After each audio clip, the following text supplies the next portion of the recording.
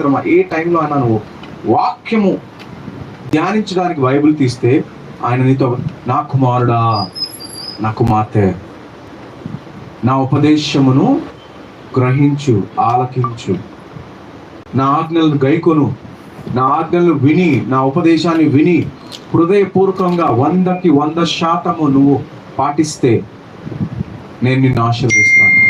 ఆ ఆశీర్వాదాలు ఏముంటాయంట? ఆయుష్ ఉంటుందంట, బ్రతికిస్తాడంట, బ్రతుకు దినాలు పెరుగుతాయంట, సంతోషం ఉంటుందంట, సమాధానం ఉంటుందంట, జాలి, దయ ఆయన నుంచే వచ్చినాయి కాబట్టి అవి కూడా ఎక్కువగా ఉంటాయంట.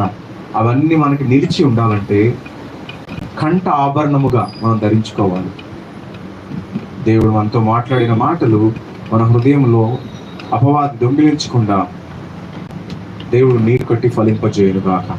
తండ్రి దేవా, నీకు వందనాలు, స్తోత్రాలు, స్తుతులు ప్రభా. ఈ పునరుద్ధాన దినంలో మీరు మాట్లాడిన ప్రతి మాట